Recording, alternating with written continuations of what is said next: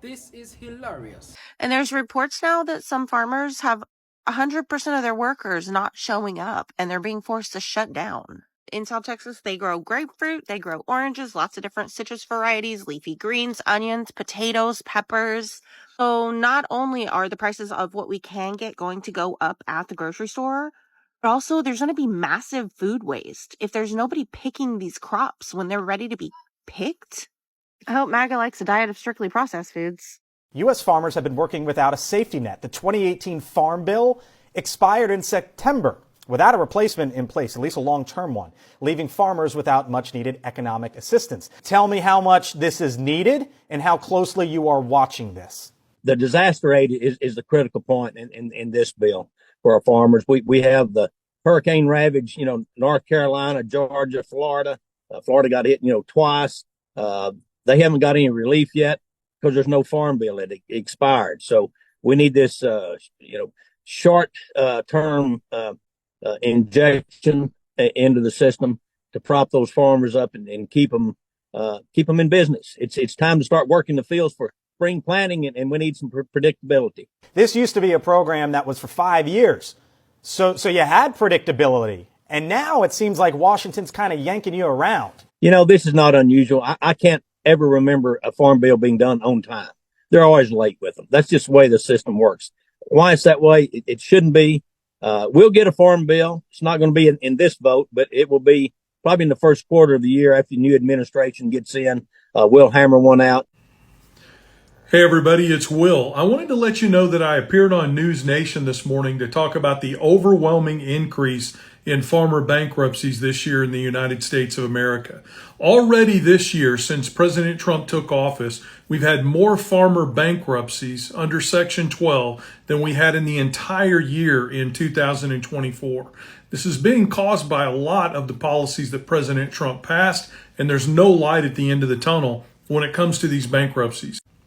Now, a lot of you may not know that Chapter 12 bankruptcy was actually originally created for farmers and fishermen in order for them to reorganize debt when they ran into difficult financial times. That's happening a lot lately due to very specific policies on the part of the president. First, you have the tariffs. The tariffs have been on again and off again for quite some time. I just read this morning and it blew my mind that there have been over 132 different iterations of the Trump tariff policy that's been put out there to the American public and the rest of the world since his inception when he first came into office. Think about that. 130 plus versions of the tariff plan for this country. You ask yourself the question, how can any other country or how can any commodity organization in the United States of America plan around that lack of planning? It's very, very difficult to do. It's caused other countries to throw tariffs onto the United States of America, which have cost us overseas markets, not only in row crops, but also in beef. And the problem is getting worse and worse. The second issue that we face in row cropping is that the break-even price right now for a commodity like corn is around $4 a bushel. And that price of corn has been dipping down below and a little bit above that per bushel price needed to break even for quite some time now. As a matter of fact, just a few weeks ago, the price of corn was somewhere around $3.80 a bushel, which was below break even. Right now, it's anywhere from $4.05 to $4.25, depending on how far you look out to December. But the bottom line is this. There aren't going to be massive profits on row crops this year due to the president's tariff policies, leading to a reduction in the amount of markets out there for commodities like corn, soybeans, etc. And this again is adding pressures to farmers, especially row crop farmers that depend on credit in order to do their farming every year. The other issue driving up cost is the increased energy cost in this country. Now, if you haven't done so, I'm going to encourage you to go over to the page of my good friend, Mr. Global, and look at some of his latest work on energy costs and energy prices. He's made a prediction which looks like it's going to become true that's really frightening. And that is in the very near future, energy prices, your utility bill that you pay at your home or on your farm could be greater than the cost of your mortgage. And that's really, really a frightening scenario for farmers across the country. As these costs increase and as markets disappear and our ability to sell our commodities around the world decrease, It's setting up a perfect storm for bankruptcies in this country. The final thing I want to tell you is that it's no different when a farmer files for Chapter 12 reorganization than it is if a small business does it or an individual does it. The bottom line is a farmer comes out of that bankruptcy with destroyed or credit that's been diminished quite a bit. And in the farming industry, just like with many small businesses and larger businesses, where you need credit to operate, to buy the inputs that you need to produce the commodities that you're later going to sell, the difference between good credit and bad credit can mean several points in interest rates and the increased amount of money that you've got to put down at the beginning or the amount you have to collateralize in order to get a loan. This could mean you have to put more and more acreage up or more and more equipment up just to get the operating capital that you need to put crops in the ground or to put cattle in the field. So this is a really dark cloud that's building over agriculture right now as a direct result of of President Trump's agricultural policies. The other thing I want to tell you, and we can't forget this because I know that a lot of you who follow me and who are going to see this video are mental health advocates as well. Anytime we see a significant increase in farmer bankruptcies like we're seeing right now, we also see a significant increase in farmer unalivings. As the grandson of someone who went down that path, I can tell you that it impacts families for years and years to come. Anyway, that's the breakdown. That's what I shared on News Nation today. I hope you'll go check out the clip. And if you want to change policy in America, get better rural policy, better policy for agriculture, education, and healthcare, join us here on the Back 40 to fight the good fight. Go to our website, the Back 40 Official, all spelled out.com. Join to get our newsletter and join to get updated information. We're going to events all over the country. We've been to Missouri. We've been to Texas. We've been to Illinois. We've been to Kansas. We've been to Oklahoma. We've been to Arkansas, and we've been to Iowa. And we've got requests from all over the country. We're going to be up near St. Louis just later this week on Saturday. We're going to be in Perry, Oklahoma, and speaking to students at Oklahoma State University in August. It's really a great place to be if you want to impact change in rural America. And I'm asking you today to take that leap of faith and step out there and join. Have a great day, everybody. This is breaking news. Texas farmers are sounding the alarm on this tariff war. And in more breaking news, nobody cares. Yeah, I don't know if it's just me or maybe it's some of you too, but as far as farmers sounding the alarm, I don't care. I have to admit, I don't care at all because the last time Donald Trump was president, 100,000 farmers across the country lost their farms. Yeah. So overwhelmingly, farmers voted for this man again, knowing full well of his history the last time he was president. So from me to you, farmers, I don't care. I don't care how bad things get for you. I don't care if you lose your farm. I don't care if I don't care. At least I don't care to hear about it. I really don't. Because this is exactly what you voted for. And you're going to get what you voted for. You're going to get 4 more years of Donald Trump not giving a damn about farmers whatsoever.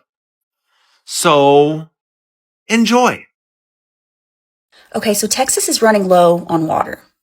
Droughts, population growth, the works. And instead of saying, hey, let's invest in some clean water tech, the state is now considering using treated fracking water.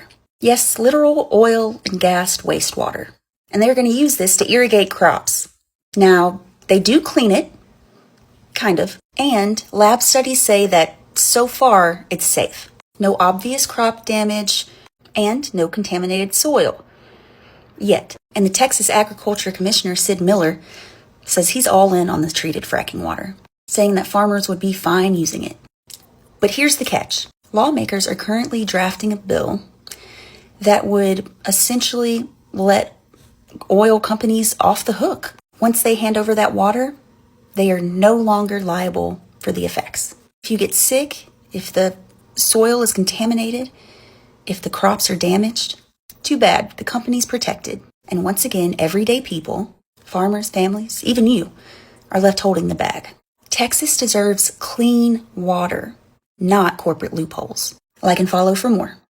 Some of y'all being way too nice to them farmers for me. This farm's been in my family for generations. It's all we've ever known. How many generations, sport? Far enough to go back to the early 1900s? Your grandpa's generation? Where you were exploiting poor, desperate people as sharecroppers? Where you were There are no words that are sufficient to express how much I love watching these farmers right here reap what they have sown. May their fields lay barren and their familial land, their ancestral land, may it be bought for pennies on the dollar, because they got what they voted for.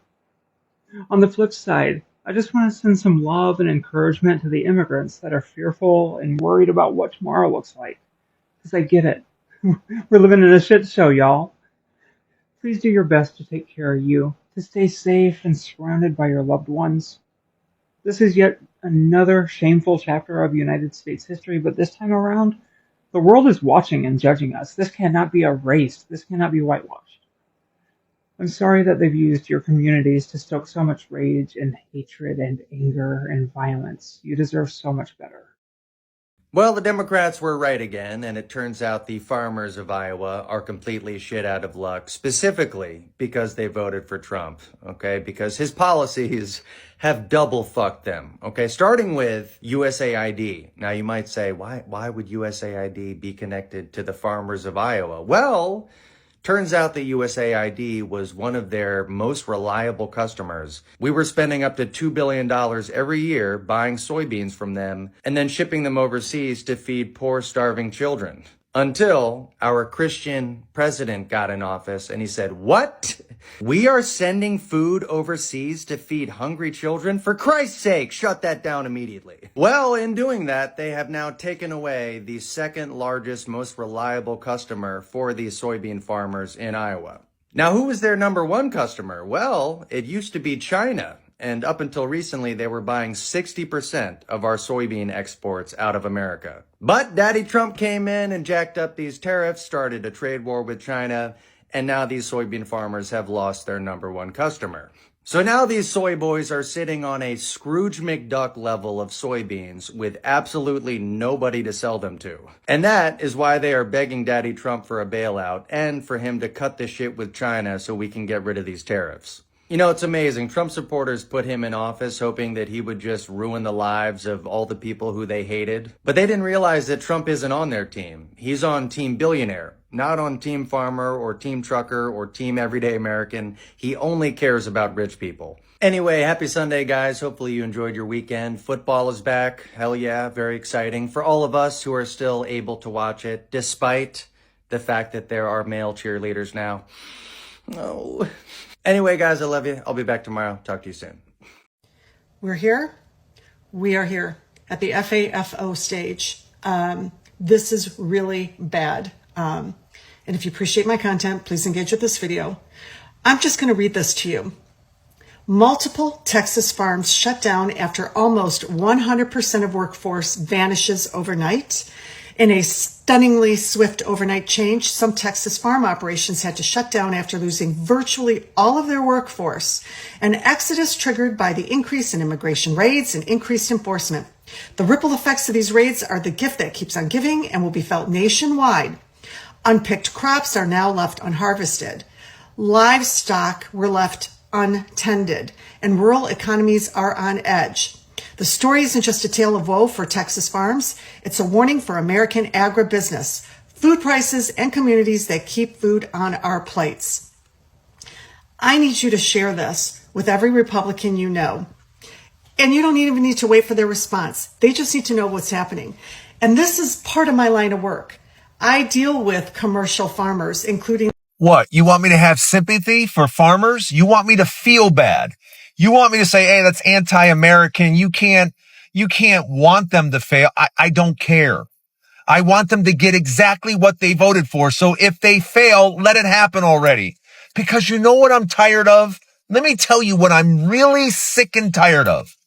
I am sick and tired of Democrat presidents getting into office, fixing stuff, and then we go, oh, let's try a Republican again. And Republicans burn it all to the ground. Maybe you're not old enough to remember, but the Clinton years were spectacular. They were so amazing. Anybody alive will tell you, oh my God, the Clinton years were unbelievably good. But you know what the country did? Yeah, they put a Republican. They didn't put his vice president in office. They put in some complete moron. And that's what Republicans do time and time again. They put in complete idiots that wreck everything. And we know this because we see it again and again and again. So now we sit here. We told everybody, by the way, this guy Trump was horrible for farmers last time. Don't do it. What did they do? They went and voted for him. So now you want me to have sympathy? No, absolutely none. Zero. You're going to lose your farms? Okay, that's what you voted for. This at some point needs to stop. At some point, it needs to just burn to the ground again. And maybe this time you'll learn a lesson because it's going to all go to the ground. Donald Trump has no clue what he's doing. He has people in positions. They have no idea what's going on. That's a fact. So what do you think's going to happen? Everything's going to go to hell. And guess what? We're going to bring in a Democrat to fix everything. And I promise you, in a few years, we're going to put a Republican right back in behind them, and they're going to burn it all to the ground again. Because we've been doing this since Nixon. Yes, we've been doing it for 50 years. And tell me, why would we change now? I love when comments accuse me of not researching and reading. Lady, that's all I fucking do. That's all I do all day in between clients is research and read, period. And the reason these farmers are losing their farms is because they planted crops that no longer have anywhere to go. They can't be exported because countries, because of the tariffs, have made deals with other countries and don't need the United States' agriculture anymore, period. If they can make a deal with another country and not pay all these astronomical tariffs, then they're not gonna. Those are the facts. So maybe try doing your research. A little bit of dairy and pistachios. Yeah. So we milk 1,400 cows, and that's a mid-sized to smaller dairy here in Tulare County now as it is. And then we farm 1,200 acres and do some outside commercial work. We have trees, pistachios, lemons, and tangos. So Tom is back now with me to talk about tariffs. Tom, it's good to see you. Thank you for joining us. Yeah, well, hello from bright and sunny California. It's really beautiful out here today. I'm glad to hear that. So, hey, I first want to ask you for your response here. Not too far from where you're at there in Tulare County, the Fresno County Farm Bureau, the CEO, is saying that, look, tariffs could have huge impacts on the bottom line of farmers and ranchers. And they spoke specifically about things like fertilizers, pesticides, and that foreign-made specialty equipment. I know you use some of that specialty equipment in your operation as well. What's your response to that? Are you already seeing changes in your operation? Well, what we're doing is we're being real conservative in terms of buying anything additional. We can get by with everything we need, but the tariffs, when they come into play, are really going to have some impact. They're going to be substantial increase in prices, so there's some concern. Just keep the belt tight, and we'll see how it goes. So as you're trying to tighten your belt, though, the president is sort of using some vague language in terms of the tariffs, specifically the carve-outs. How hard does that vague language make it for you to really plan for the future? Well, in terms of what the president has to say, it creates kind of a knee-jerk reaction on social media because tariffs are extremely, extremely complicated. We went from NAFTA, North American Free Trade Agreement, into the USMCA trade agreement. We probably have product going into Canada. So if somebody says there's no tariff on milk going into Canada, they're right. For 3.6% of Canadian production, we can match that at no tariff. But after that, for example, with NAFTA, we had a 240% tariff on fluid milk and 298% on butter. So when somebody says, "Oh, you've got a 10% increase in tariff," in what level, what degree, what product? There's so many fractions that have different percentages on them. It's just hard to track, and long-term contracts play a lot into it. They certainly do. And while you're sort of nailing down the specificity of some of these that are important to you, I'm also curious about your thoughts here from the USDA, perhaps hinting that the Trump administration could offer aid funds to farmers that have been impacted. We know that farmers did get money from the past administration, but they sort of continue to make federal spending cuts here. I don't know. What are your thoughts here on perhaps aid coming into the agricultural community? What would that look like, and how would it help? Well, a lot of times there's opportunities to recoup some of those losses through a program through the USDA. And the fact that the foodstuffs is always the number one bargaining chip, it becomes a challenge that we never know if we're going to be getting cut, getting additions, or what.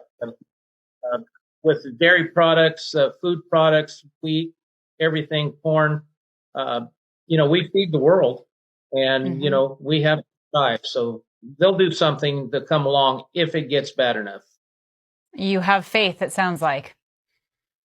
I've been doing this for almost 50 years, and, I've seen the ups and I've seen the downs. And at the end of the day, the people that understand what farmers provide are usually there to stand behind us.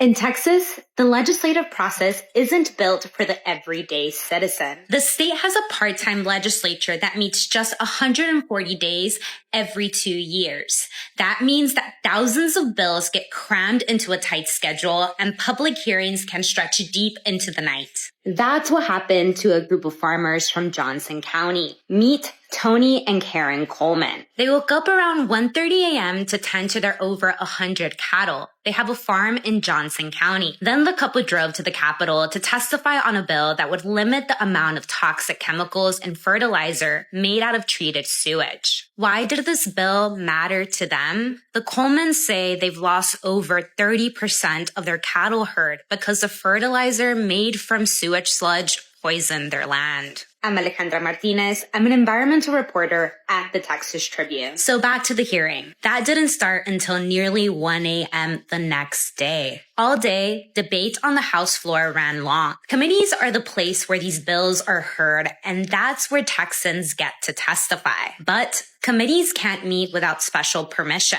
while the House is in session. So people can end up waiting all day with no clear idea of when or even if they'll get a chance to speak. And if they do get to testify, Texans get 2 minutes to share their thoughts and address their elected representatives in a committee. One political scientist told me that only bills prioritized by the governor and top lawmakers are likely to get attention. They control the calendar. That leaves little opportunity for everyday Texans to engage meaningfully. 24 hours after leaving Johnson County, the Colemans got to speak. Tony described how the family has lost 56 cows. Karen said farms like her family's are vanishing because of environmental negligence. After they testified, the Colemans went to a hotel to finally get some sleep. You can read the full story at texastribune.org.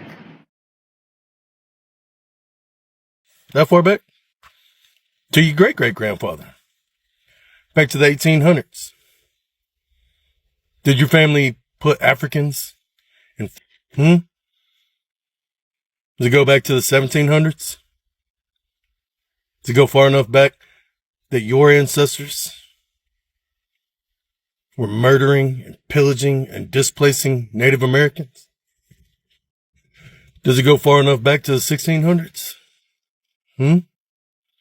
Were your ancestors on them boats that showed up in the Caribbean No population?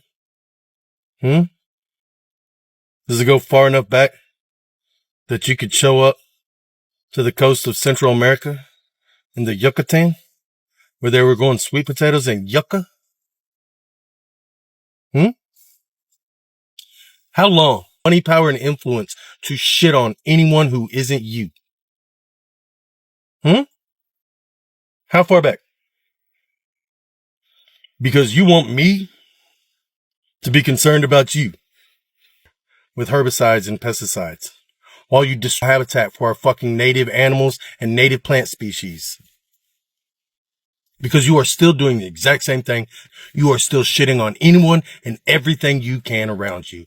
So there's reports coming out right now about farms in Texas losing nearly 100% of their staff due to immigrant workers not turning up because of fear of the ICE raids. So let's talk about that. Texas farms generate around $32 billion a year in revenue for the state, huge, valuable, and there's around 100,000 and there's hundreds of thousands of farm workers in Texas. And around 20-30% of those are foreign born, and around 17% of those are undocumented. So there's a lot of immigrants and a substantial number of undocumented immigrants. Now, the ICE raids have caused people to stay at home because of the fear that they're going to get deported. This means that farms are losing their staff. Some dairies have lost half their works overnight. That's halts milk operations and also means the herds isn't being tended to. But it's not 100% of staff because less than 30% are immigrants in the first place. So we need to clarify 2 points. First of all, it is an issue because farms require a lot of manual labour. And even if you're losing 10% of the staff, that's going to be a bigger impact, but it's not 100%. Now, the reason it's a problem right now is this harvest is going on right now. So it's the winter wheat harvest, so it's planted at winter, gets harvested now, and around 50% of wheat would be harvested right now. And it's a critical phase. That's not going to happen if the staff aren't there. You then got a lot of fruit being harvested right now: cantaloupes, watermelons, peaches, plums, blackberries. They're all being harvested right now in either central or northern Texas. And these delays could either cause a loss of the crop or a reduced quality and therefore reduced revenue for the farmers. So it's actually quite a big issue. There's also secondary effects. So hay and silage is having troubles being harvested. That means there's going to be a long tail impact because the lack of hay now is going to impact the feed supplies later on. You've also got problems with logistics, so haulage, delivery, and then food processing plants. So think about abattoirs, etc. If the immigrant workers don't turn up for that either, you're not going to be able to get the food processed even once it is going from the farm to the factory. So this is quite a big issue. Not 100% of staff, but it is a significant percentage of staff, which is going to impact food supplies. All right, here's the deal. We are looking at a record number of farm bankruptcies in the next coming years. Okay. These tariffs are horrifically impacting the agricultural sector, especially row crop agriculture, but everyone included. We have tariffs on that are going to incite retaliatory tariffs, have already done so, have caused countries that are large trade partners to stop purchasing from us altogether, which is creating a market equilibrium problem. It is creating a demand deficit, which then drives our prices down. Most commodities, unless you're dealing with cattle, are below break even. We import product and import molecular chemistry that goes into U.S. manufactured products that we use on our farms. And in return, we also participate in the international markets and export products to other countries. Right now, our biggest competitors, Brazil, Argentina, Australia, are getting more of the business that we should be getting. There are certain small isolated areas in this country right now that have a no bid for soybeans for new crop, meaning they're not taking soybeans. Farmers have been growing soybeans, but these elevators in certain places, including areas like North Dakota, are not going to be taking those soybeans. I wouldn't say that is a widespread issue. There is domestic demand for soybeans. We do crush soybeans here. We use them for whatever, but a good segment of them usually get exported, and our primary export partner for that is China. We need to get up and get ready for another bailout. I think, personally, economically speaking and politically speaking, there will be another farmer bailout. Brooke Rollins is saying that there's dollars allocated in the big, beautiful bill for this type of stuff, but it is spread across many years and not going to help farmers stay alive this year. So what we have to understand is big ag, we're talking big ag companies, they're going to need these farmers to pay their bills. They're going to need these farmers not to go bankrupt. And those are the people with the dollars who can lobby for these bailouts. So I would expect to see that lobbying activity increase just to get a farmer bailout so the farmers can pay their bills. And it's important to understand, if we get a bailout, that is not cash that is going to take us on vacation. It's not buying us new pickups. It's not doing anything. For most farmers, that is simply making sure that they can pay their operating notes and pay their input expenses and do everything they need to do just to get to next year. But next year, we're going to continue to have these problems. So we need to figure out a way to increase demand, reduce input costs, and make sure that that demand is driving up prices for ag commodities. Did you know that 4 companies own 90% of the global grain supply? Did you know 4 companies own 85% of the beef packing industry? Or how about 4 companies own 60% of the pork and chicken supply? Or 4 chemical companies own 60% of the seed supply. And as people, 75% of our food comes from only 12 plants and 5 animals. It's pretty easy for them to control that. And by having control of the entire supply chain through vertical integration from seed to table, they're able to control every aspect of the prices and what goes into it. So seed, fertilizer, pesticide, all the inputs, then the processing, the packaging, the grocery stores, all of it. They have their hand in every single aspect. So I don't know about you, but I think it's time for a change. Answer to this question is going to vary district by district. It is going to depend on where you're filing. What chapter are you filing? I would need a little bit more information, but I can give you some examples about when you lose your tax return and when you don't lose your tax return. So I know for my district, which is here in the Southern District of Texas, even in Chapter 13s, our Chapter 13 trustees do not take tax refunds. But you go a couple hours to the west in San Antonio, you go an hour east, and you're in the Eastern District, they do take your tax returns whenever you are in Chapter 13. So that, for Chapter 13, it's going to vary district by district. For Chapter 7, most attorneys are going to time it to where you do not lose any of your tax refund.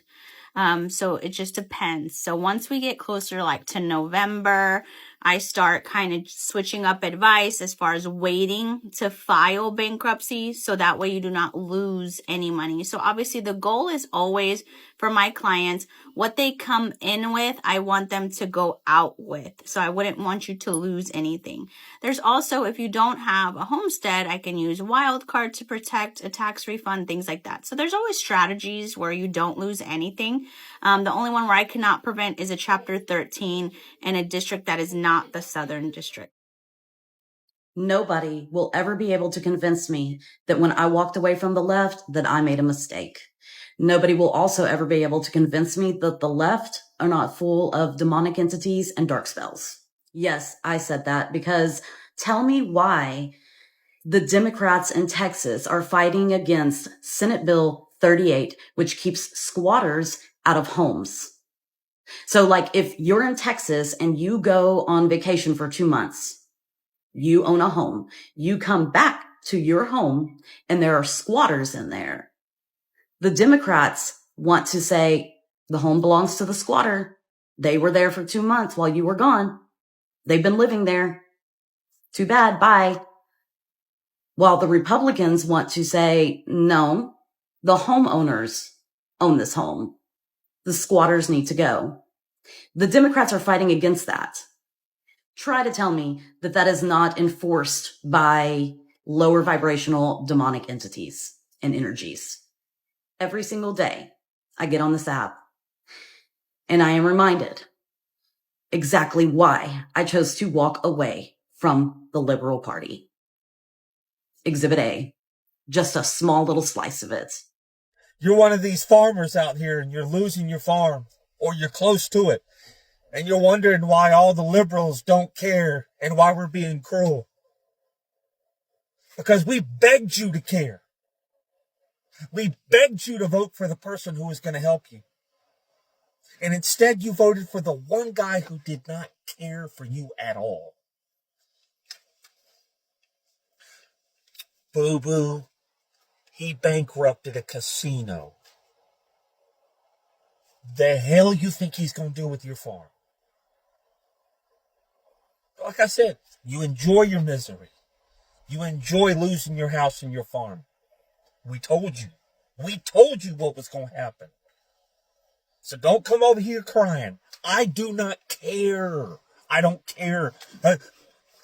Listen, I'll go outside and eat the bark off of a tree before I will ever care about you or any MAGA or any conservative Republicans ever again. The clouds are fat with rain and dumb with indifference, hovering like an exhausted bureaucracy over the backbone of America. Below them, fields of mud, tractors stuck axle deep in a dream gone sour, and farmers staring into the sopping rows like gamblers searching for dice. This was supposed to be a year of bounty. It was supposed to be the year of corn-stuffed silos and wheat fields golden enough to baptize a civilization. But instead, it's a year of mildew, tariffs, and terminal stupidity. If there's a god of agriculture, he must have turned in his resignation sometime in late February, citing hostile work conditions and an administration allergic to science, logic, and rain gauges. And who could blame him? The Trump administration, in its infinite wisdom, canceled a $3 billion climate-smart agriculture program because they couldn't stomach the word climate. That's right. While farmers drowned under record rainfall and prayed for dry spells like medieval peasants, the federal government lit its own contingency plans on fire, danced on the ashes in handmade Italian leather shoes. How's that for irony? The nationalist cheerleaders who howl about American jobs have crafted trade policies so catastrophically dumb that even the corn can't stand it anymore. And let's not forget the sorghum scandal. Sorghum, the humble drought-resistant darling of the American plains, once a booming export to China, now thanks to Trump's kindergarten-level diplomacy and tariff tantrums, exports are down 95%. And yet, in an act of agricultural gallows humor, farmers are planting more, not less. Why? Because corn is too expensive and soy is politically radioactive. This is not strategy, it's a hostage situation. Meanwhile, corn futures have become the manic depressive cousin of Wall Street, surging one day on export rumors, crashing the next on clouds over Iowa. The entire market is jittery, over-caffeinated, and suicidal. It responds not to soil conditions or rainfall data, but to which side of the bed Donald Trump wakes up on, or what his horoscope says about assertiveness and trade policy. And still, through the wreckage of policy and precipitation, the administration spins their delusions like cotton candy for the base. America first, they shout. First in infant mortality, first in medical bankruptcy, and first in agricultural self-sabotage. They don't want American farmers to succeed, they want them to submit. The president has discovered something ancient and dangerous, that a man who can starve you can also make you say thank you. What we are witnessing is not just the collapse of a harvest, it's the collapse of the myth of competence.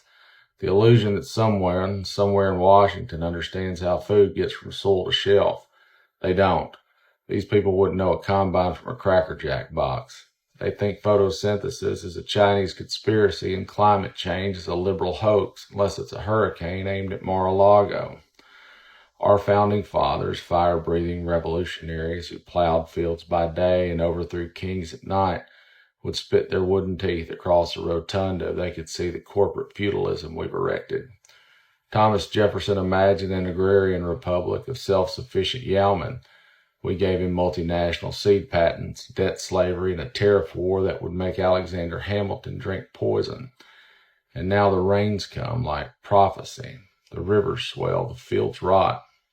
And somewhere deep in a Washington boardroom, a man in a red tie chuckles. Let them plant quinoa.